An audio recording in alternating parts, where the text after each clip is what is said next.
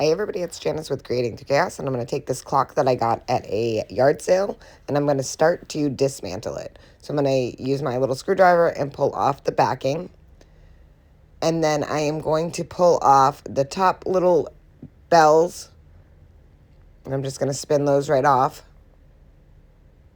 And then I am going to take off the feet. This is all holding in parts of the center. Once I have all these pieces out, the rest is just going to kind of fall out. Then I am going to get rid of most of it except for the backing. I am going to take and trace the backing onto a piece of cardboard, and then I'm going to cut that out. And I'm keeping just the back and then the clock itself with the two bells, the feet, and then the rest I'm not going to need. So once I have this all cut out, I'm going to make sure that it fits in the back side of the clock perfectly.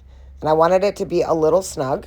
Then I'm going to take the rest of the clock outside and spray paint it. So that body of it and the two bells, I spray painted them with some black spray paint. And then I let that fully dry. Once it was fully dry, I'm going to start assembling certain pieces of the clock, the two bells, and I'm going to put the feet back on. So I'm just going to screw those little screws back in and then start replacing the parts that I took off. And they just have little nuts on them on the back, and I'm just screwing those on, and then I can add the top. And then just screw those on, and we'll hold that bell into place. And then I'm just going to finish by assembling the rest of it. As you can see, I have it all assembled now. I'm going to take that piece of cardboard that we're going to use as a backing. I'm going to lay that on a piece of scrapbook paper that I got from Hobby Lobby. And I'm just going to trace that out and then cut it out. Once I have that all cut out, I am going to take some Mod Podge, place that onto that piece of cardboard, and then I am going to lay that piece of scrapbook paper over it and just smooth it out with my hands, and then trim off any excess that needs to be trimmed off.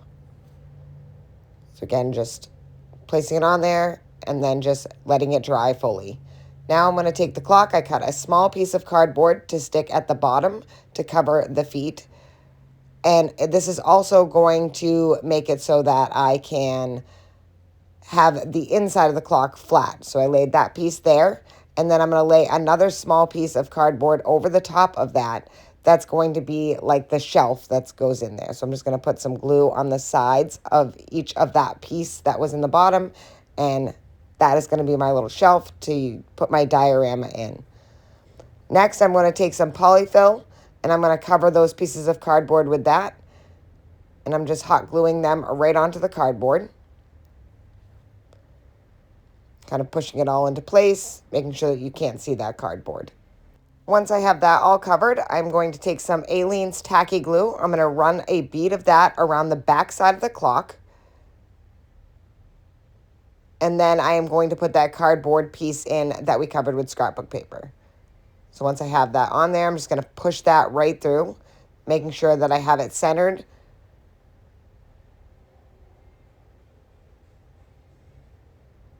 And how cute is this so far? Next, I'm going to take this little tiny deer, and I'm going to glue that just on his feet, and I'm going to set that right on top of that snow. And I'm just going to hold that in place for a second. Once I have the deer adhered in there, I am going to take a small bottle brush tree, and I am going to take the bottom half of it and cover it in some glitter snow. So I'm just going to use a paintbrush and make sure that that's covered in snow so that you can't see the wood part anymore. Once I have that all painted with the snow, I am going to glue that right next to the deer into the clock. So I just let that dry for a second, and then I am going to glue that right next to the deer. Once I have that all glued in there and it's adhered well, I am going to take some glitter and I'm going to add that to the bottom of the little tree and just kind of add it throughout the polyfill that I used. Then I have this snowflake. It's a wooden snowflake. I think I got it at Hobby Lobby, and I'm going to glue that to the background. I'm just using tweezers to put that in there. So I just kind of added that into the background right over the scrapbook paper. Then I'm going to take some white paint and I'm going to splatter it all over the black part of the clock. So just kind of making it look like it's snowing. And I'm just using a hard bristled brush, and you can use a toothbrush to do this as well. And I'm just splattering white paint all over it, give it a speckled look. And then I'm going to let that dry. Once that is fully dry, I am going to take these little beads, and they're like a iridescent bead, and I found them at Dollar Tree, and I'm going to put a little bit of glue on them, and then I'm going to add those to the polyfill, kind of like snowballs. I did 3 next to each other, then I did a couple separated. I did one next to the tree. I'm just kind of randomly putting them throughout the polyfill.